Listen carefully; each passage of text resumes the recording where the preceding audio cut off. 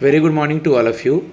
मैं NIACL AO account section का जो इंटरव्यू है, जो कि ऑलरेडी स्टार्ट हो चुका है जर्नलिस्ट और अकाउंट का, उनका मॉक इंटरव्यू लेने जा रहा हूं। आप मॉक इंटरव्यू सुने और इससे बेनिफिट लें, क्योंकि आने वाले जो भी इंश्योरेंस सेक्टर के अकाउंट्स, फिनांस, जर्नलिस्ट के लिए इंटरव्यूज़ होंगे, उससे ये हेल्पफुल होगा। ओके, स्टार्ट करते हैं बेटा। May I come sir. Yes please come.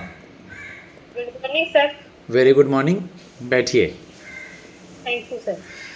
Okay, आप हरियाणा में कहाँ से हैं? हिसार से हूँ सर। हिसार क्यों फेमस है? हिसार सर स्टील सिटी के लिए फेमस है और गुजरी महल के लिए फेमस है सर। स्टील सिटी भी है हिसार में, गुड। और गुजरी माइल्स क्या है ये? सर ये गुजरी महल है जो यहाँ के राजाओं ने बनाया था, यहाँ पर रहते थे सर वो। Okay okay. अभी आपके यहाँ के CM और गवर्नर कौन हैं? सर CM नायब सिंह सैनी और गवर्नर है बंडारू दत्ताचार्य जी का, हरि श्री बंडारू जी। हरियाणा में NIACL का ऑफिस कहीं देखा है क्या आपने? ये सर हिसार के बस स्टैंड पर ही है सर। अच्छा, हिसार में है। है आपके सर। घर में कोई व्हीकल है? Yes sir. उसका इंश्योरेंस हो रखा है? यस सर, हुआ है सर। कौन सी कंपनी से? NIACL से हुआ। NIACL से हुआ। NIACL के बारे में मुझे कुछ बताइए। Yes sir. NIACL एक जनरल इंश्योरेंस कंपनी है सर, जिसको श्री दोराबजी टाटा द्वारा 23 जुलाई 1919 को स्थापित किया गया था सर। इस कंपनी का राष्ट्रीयकरण 1973 में किया गया था सर। यह कंपनी जनरल इंश्योरेंस के लिए इसलिए फेमस है सर, क्योंकि यह सभी तरह के प्रोडक्ट जैसे health insurance, bicycle insurance, marine insurance, सभी प्रकार के प्रोडक्ट है सर इसके पास। और सर इसकी टैगलाइन है सर लीडरशिप एंड बायोन सर। और इसका ये क्या सर, हेडक्वार्टर मुंबई में है सर। ओके, आप NIACL अकाउंट्स के लिए आ रही हैं, तो इसका वर्क प्रोफाइल क्या है अकाउंट सेक्शन वाले लोगों का? Yes sir. हमको एओ का कार्य है सर कि वह पहले यह देखता है कि जो भी पॉलिसी हम जारी करें उसमें कितना जोखिम है सर। वह पहले जोखिम का आकलन करता है सर, फिर उस जोखिम के अनुसार वह प्रीमियम का आकलन करेगा कि हमको इसको कितना प्रीमियम दे सकते हैं सर। फिर वह उस पॉलिसी को जारी करता है सर, और फिर उस पॉलिसी को क्लेम की राशि को देखता है सर। आप अकाउंट से ग्रेजुएशन आपने अपना कंप्लीट किया है, कौन से ईयर में? 2021 में सर। 2021 में। अभी 2024 तक अगर हम बात कर ले, 25 अभी स्टार्ट हुआ है, तो अब तक आप क्या कर रही थी बेटा?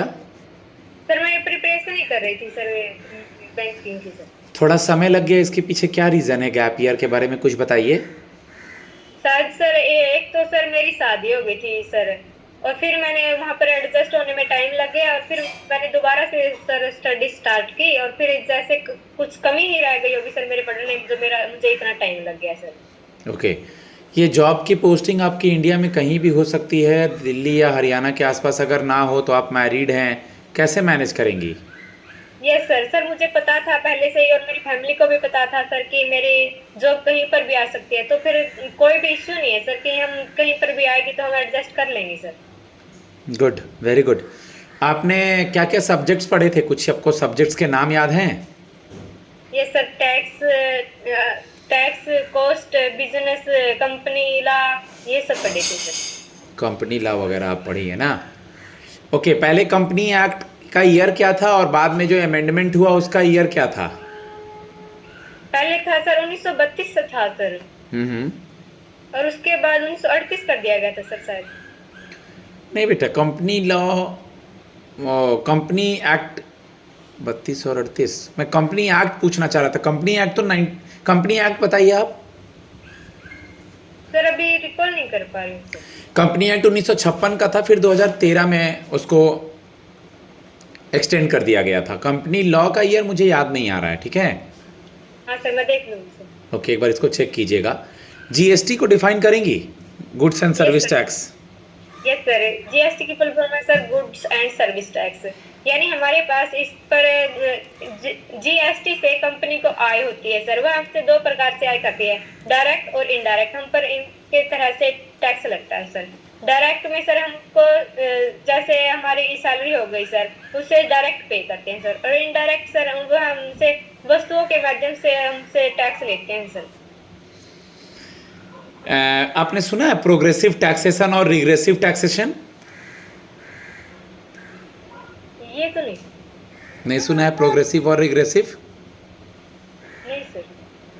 हायर टैक्स आपका प्रोग्रेसिव में होता है higher tax rates on the individual with higher income, जिनका ज़्यादा इनकम है उन पे हायर टैक्स, और और higher tax on lower income individual. ये प्रोग्रेसिव और रिग्रेसिव अगर आप देखिएगा तो आपको पता चल जाएगा। Imposing higher taxes on lower income individual, और आपका putting higher tax rate in individual with the higher income. Yes इससे सर। ग्रेटर फेयरनेस पता चलता है, ठीक है, रिडिस्ट्रीब्यूशन ऑफ वेल्थ के लिए। DTAA सुना है, double taxation avoidance agreement? Yes sir. Sir इसमें क्या होता है कि जो भी व्यक्ति दो देशों में आय प्राप्त कर रहा है उस पर सरकार अपने एक्ट बना लेती है कि इस पर टैक्स कौन सी आय लेगी सर। ये सरकार के अनुसार ही होता है सर। फिनेंशियल ईयर जैसे अभी बात करें, कौन सा फिनेंशियल ईयर चल रहा है, तो आप क्या बताएंगी? सर अभी 2024 का ही चल रहा है सर, क्योंकि 31 मार्च को समाप्त होगा सर। 24-25 चल रहा है। और अगर हम असेसमेंट ईयर की बात करें? तो ये सर 25 का शुरू हो गया सर। गुड, 25-26 का। 25-26 का। और प्रीवियस ईयर की बात करें तो ये सर 24-25 का है सर। 24-25 या प्रीवियस ईयर फिनेंशियल ईयर के पहले वाला? ये सर पहले वाला की 23-24 का था सर ये। 23-24 का।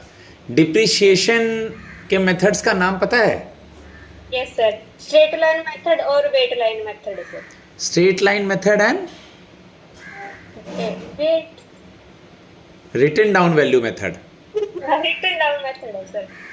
दोनों में क्या डिफरेंस है? सर रिटन डाउन मेथड में तो हम पूरे वर्ष समान राशि से न लगाकर एक वर्ष ज्यादा उससे दूसरे वर्ष उससे थोड़ा कम और ऐसे ऐसे कम करते हुए डेप्रिसिएशन लगाते हैं सर।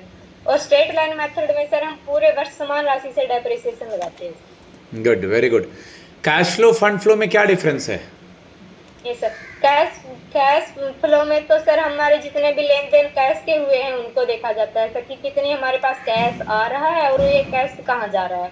और फंड फ्लो में सर कि हमारे पास दीर्घकालीन और अल्पकालीन फंड है वह किन सोर्सेज से प्राप्त हुआ है और किन पर हमारे खर्चा कर रहे हैं सर कि कहाँ पर हम इसको ज्यादा या कम लगा रहे हैं। MOA और AOA सुना है, मेमोरेंडम ऑफ आर्टिकल और article of association? Yes sir. Sir AOA company के आंतरिक नियम होते हैं सर इसमें कि कंपनी में कब भर्ती की जानी है, कब किसको रिटायर करना है, ये सब देखा जाता है। और MOA में सर कंपनी के बाहर के नियम लागू होते हैं सर कि कंपनी के क्या उद्देश्य है, कंपनी का दायरा कहाँ तक है सर, ये सब कंपनी के MOA में देखा जाता है। Good. What is debt equity ratio? Activity sir company की वित्तीय स्थिति का आकलन करने के लिए बनाया जाता है सर कि कंपनी अपनी संपत्तियों को कितनी संपत्ति है और कितने उन्होंने ऋण लिए हुए हैं या वे इस कंपनी के ऋण चुका रहे हैं या नहीं sir. Very good. Balance of trade और बैलेंस ऑफ पेमेंट वर्ड सुना है? Yes sir. Yes sir. Balance of trade में सर एक देश की सीमाओं के अंदर वह कितना आयात और निर्यात कर रहा है सर। और बैलेंस ऑफ पेमेंट में सर कि एक देश से दूसरे देश में वह वस्तुओं और सेवाओं को जैसे क्या लेन देन, क्या आयात निर्यात, ये सब कर रहा है sir. Okay. What is the difference between contingent asset and contingent liability? Yes sir. Contingent asset ऐसा जो हमारे फ्यूचर में कभी भी पे करने के लायक हो सकती हैं सर, नहीं कभी भी बन सकती है हमारी एसेट सर। जैसे हमें कोई भी रेंट पर बिल्डिंग लिए वो हम खरीद भी सकते हैं सर, तो वो हमारी एसेट बन सकती है। कंटीजेंट लायबिलिटी, ठीक है, बोलो बोलो। कंटीजेंट लायबिलिटी सर जो भविष्य में हमको पे करनी पड़ सकती है सर। इंश्योरेंस सेक्टर रिफॉर्म्स के लिए कौन सी कमेटी बनाई गई थी? Insurance GIC sir. Insurance sector committee कौन सी बनाई गई थी रिफॉर्म्स के लिए? मल्होत्रा कम्युनिटी। ईडा का क्या यूज है और ईडा के बारे बताइए। Yes sir. IRDA sir insurance कंपनियों को रेगुलेट करता है सर। यह कंपनियों पर यह देखता है कि वह कंपनियां सही से काम कर रही है या नहीं। यह कंपनियों की वित्तीय स्थितियों को देखता है सर। कंपनियों को न्यू कंपनियों को लाइसेंस देता है सर। कंपनियों की क्लेम की राशियों को देखता है सर कि वह कंपनियां कितना पे कर पा रही है या नहीं। वह लॉस में जा रही है तो उनके लाइसेंस को रद्द भी कर सकता है सर। ईडा के होम पेज पे जाएंगी तो राइट हैंड साइड पे आपको दिख जाएगा बीमा भरोसा। Yes sir. इसका क्या मतलब है? बीमा भरोसा का मतलब है सर कि आपकी पॉलिसी आपका ध्यान रखेगी कि आपकी पॉलिसी आपने पॉलिसी कराई है तो हम आपकी पॉलिसी के प्रीमियम भी टाइम पर लेंगे और क्लेम भी टाइम पर ही करेंगे। इंश्योरेंस एम्बूसमेंट सुना है? एम्बूसमेंट वर्ड क्या होता है? ये रिकॉल नहीं कर पाई। रिकॉल नहीं कर पा रहे हैं।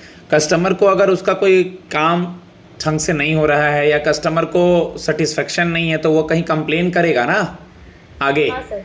इंश्योरेंस अथॉरिटी पे, या ईडा हैंडल करे या जो भी हैंडल करे, तो इंश्योरेंस एम्बूसमेंट यही हुआ ना।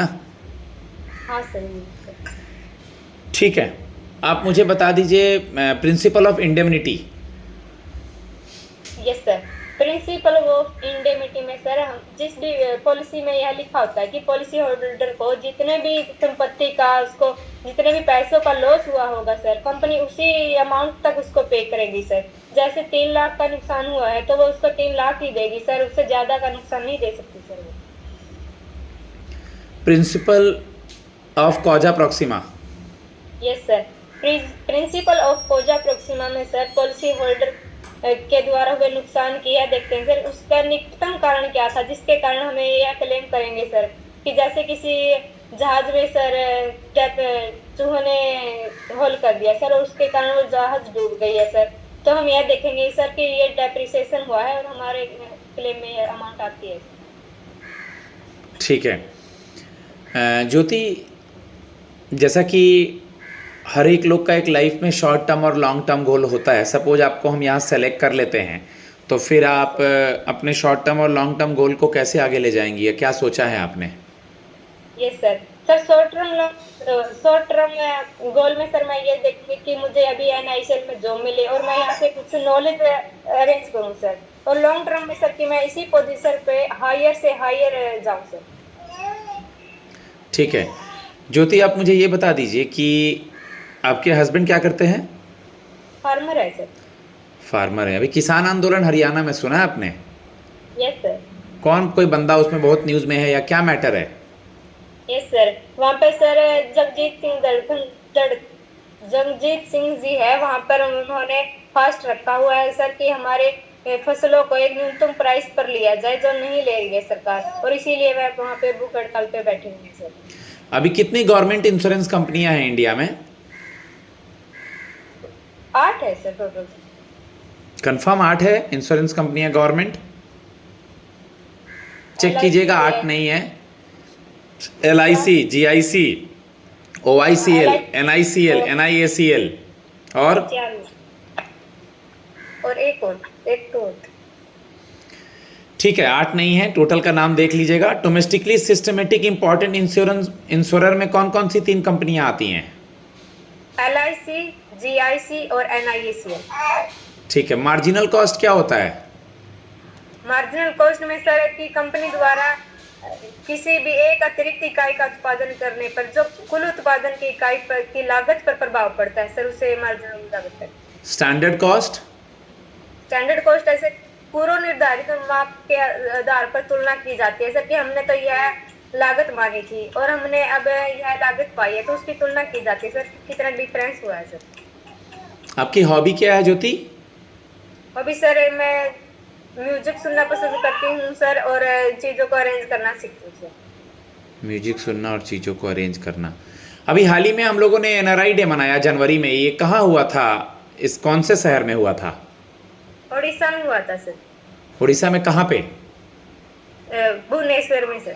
भुवनेश्वर में। कब मनाते हैं NRI डे? 9 जनवरी को सर। आपका इंटरव्यू डेट 24 को है ना? मान लीजिए ये पूछ लेगा कि 26 जनवरी को चीफ गेस्ट कौन आने वाला है रिपब्लिक डे पे, तो आप क्या बताएंगी? हाँ सर, कहीं के राष्ट्रपति आने वाले थे सर, अभी नाम भूल गए सर। राष्ट्रपति हैं कि प्राइम मिनिस्टर है इंडोनेशिया के? सुबिनातो पारामा भी समथिंग कुछ हैं। हाँ सर। देखिएगा। Okay sir. ओके, आप मुझे ये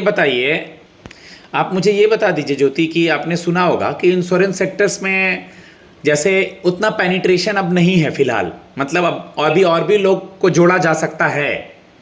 यस सर। तो आप अपने आप को इसमें कैसे देखती हैं आगे ले जाने के रूप में, या इंश्योरेंस सेक्टर को बढ़ाने के रूप में, कि कैसे इंश्योरेंस सेक्टर में अभी और भी अपॉर्चुनिटी है? Yes sir.